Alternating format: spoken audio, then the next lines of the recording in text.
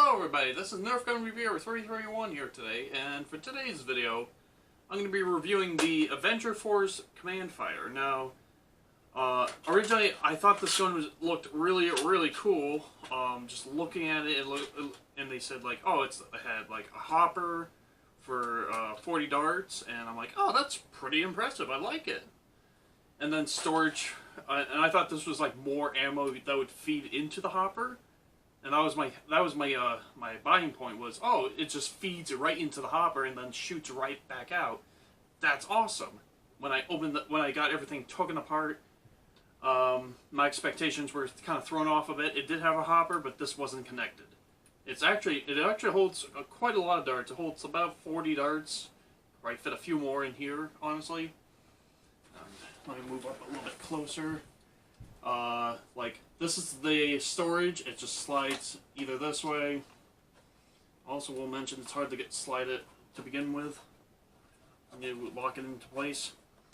And you can conceal it up like that so no one knows. Pretty simple. And now you can slide it all the way back on the other side to get your ammo that way. Now, whoops. Oh, come on.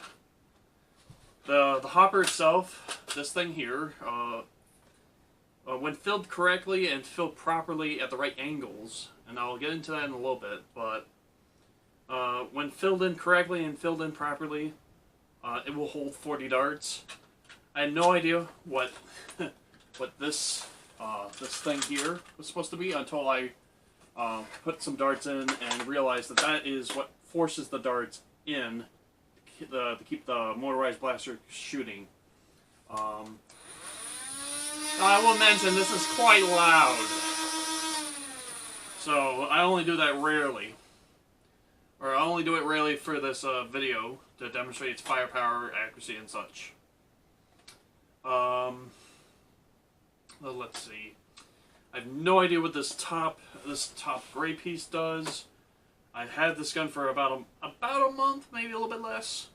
But this top piece here, I have no idea what it does. I don't even know if it does anything to begin with.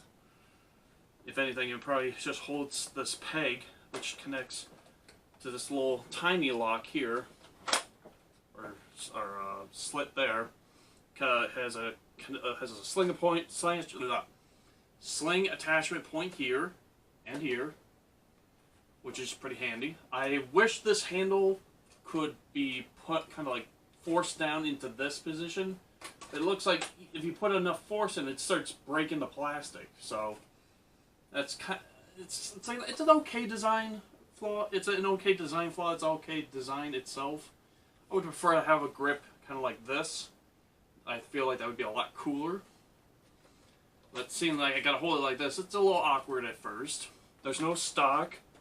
I believe it takes 6 AA batteries, I think. Maybe 3. It's been a while since I actually touched this blaster and like played around with it. I have played around with it when I first got it and put the batteries in. It was awesome. But the hopper works in a weird way, and I'll explain that now. So, actually, I should probably be a little bit closer. Nah, I should be fine. So obviously you don't want to just throw random darts in random directions into the hopper because it will just not work. What worked, what me and my father figured out was we let's see, we grabbed like a good handful of darts, and our tip that I'm going to give to all you guys is you put the gun barrel down and drop them in. Kind of careful and gradually. Make sure all the darts are aligned like that. I'll just bring it in for a little bit of a close shot. I don't know if you can see that actually. Let's try it this way. Oh, come on. Well, it's hard to see, but the way I have it is the darts are lined up properly. And the reason why I tilt it that way is if you were to tilt it this way and start loading darts in, the darts would either kind of bounce around a little bit, it would be a little hard to reload as it is, and it would be virtually impossible. because the darts would either like take this dart for just any of these darts, kind of like landing sideways into it, and then you force it down, but it's not really forcing down all of them because this one's stuck in there and such. Oh, I guess long story short, the hopper is a nice addition to this one gun, but it could really use some improvements or some like better like modifications of some sort. Maybe like maybe funnel it down more instead of just a square and then a little slant piece here, and then kind of push them in with a really crappy pusher. I got like probably like 10 or 12 darts in this thing, so I'm gonna try and do a firing test. That's loud, I just remembered that. So let's go to our firing range, which is pretty much inside this entire room. Oh, hold on. Oh, one other thing. I recently got a resin printer, and I love it to pieces. Let's see what I can do. Let's put it there. Okay. So that is leveled. That's angled. Let's try that, but on the other side. All right. So I'm gonna just fire. I'm gonna do one trigger pull and at a leveled shot. All right. Sorry for that. I need to make a target. I don't know if you guys can see it. It is actually relatively small on this camera. It is that little silver thing. I'm virtually going to try to aim for that. Oh, come on. Let's try. Okay, so I'm going to do one leveled shot. Hold on. I'm going to do one level shot. I'm going to do one range shot. Sorry, angled shot. My bad. One level shot, one angled shot, and then I'm just going to go full-fledged, like full auto on this. This can do full auto and I believe semi-auto, but there's only one on and off switch. First one, level shot. Bullseye. Hey, it went in the bucket. Angled shot. Oh my god, this is more powerful than I thought it would be. Now for full auto.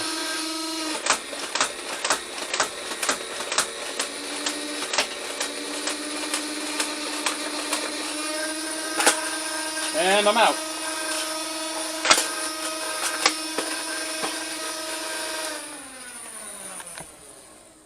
Alright. So,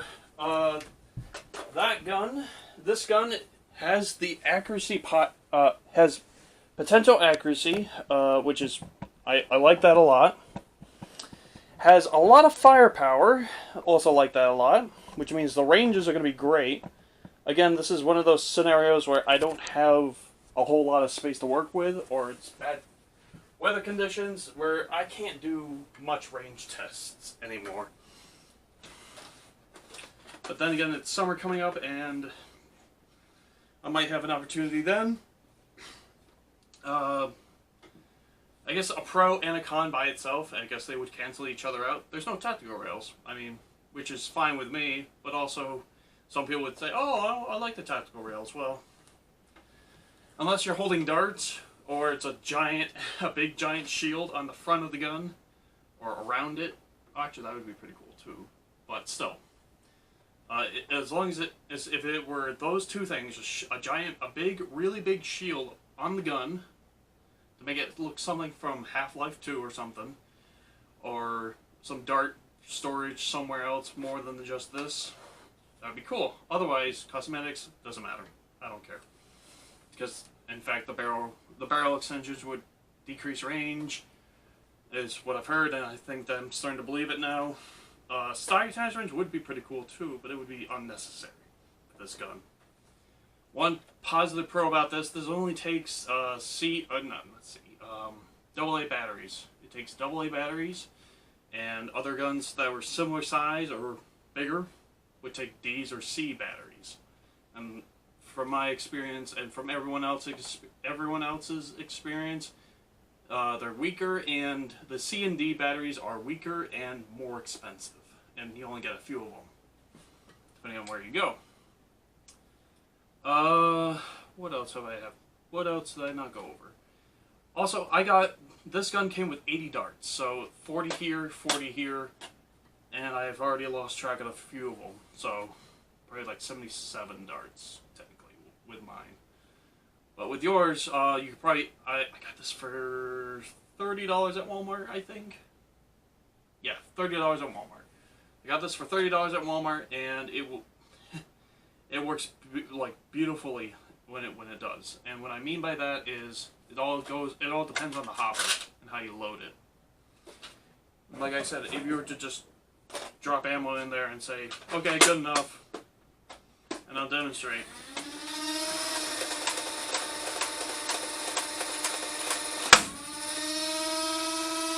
Wow, I wasn't expecting anything out of that. But that's the whole point, is you can't just toss darts in there and expect them to work. It doesn't work like that. Hey, it went in backwards. But that before I turned off the acceleration, the motors, a dart actually did come out, but I was holding the trigger for a good 5-10 seconds. So that's my case about that, and I think I proved it pretty well. And there are also flaps on here, but they don't really do much. They just kind of like reshuffle the darts as they go down and down and down. And as far as colors and color schemes and all the rest of it, it's an interesting design. It has a really good color scheme, in my opinion. I like the green, black, and orange. Black and orange, UE colors, woo. And to this day, I still can't get over the foregrip being right here instead of right here. It's still a little annoying, but I try to get over it. What else? So ammo capacity is about 80 darts, depending on what you get or what you buy. Mine was $30 for 80 darts plus the gun or blaster. Rate of fire, if you want to do single fire, pretty slow. But if you want to do like just full auto, it's usually a dart a second, which is pretty slow. But at the same time, you're feeding 40 darts, so that's 40 darts per 40 seconds. So essentially, 1 dart a second is pretty good. Just for this blaster, because if you were to compare it to like a clip system blaster, it would always depend on the clip size or magazine size or whatever you guys call it. I don't know what the difference is. I don't really care. I'm just gonna say whatever I feel like. And how fast you can shoot the darts, obviously.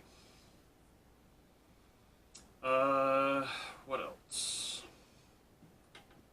Talked about the storage in here. I've talked about this and how to load it properly.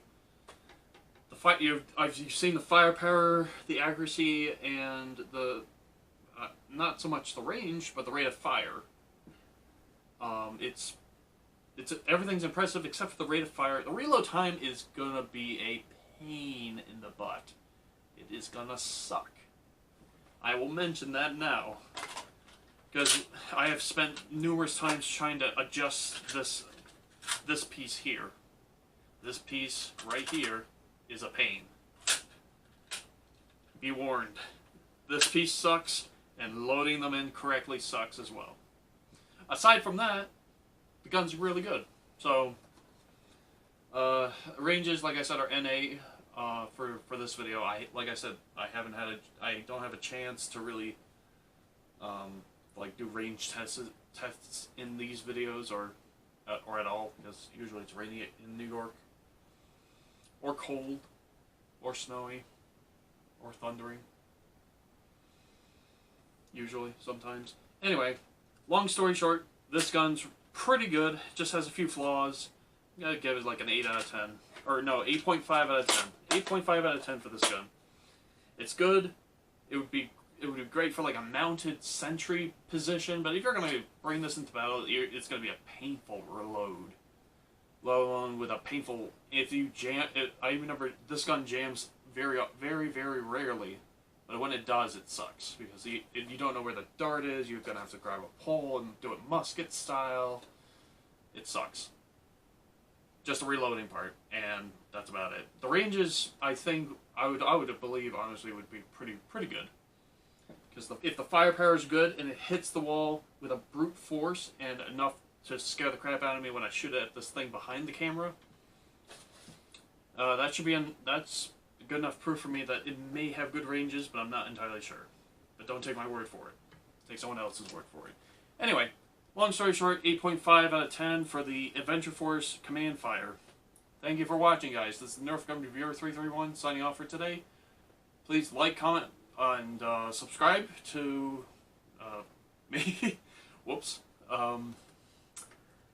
Hope you guys have a good day, have a good night, have a good life, and everything else. And thanks for watching. See you guys in the next video.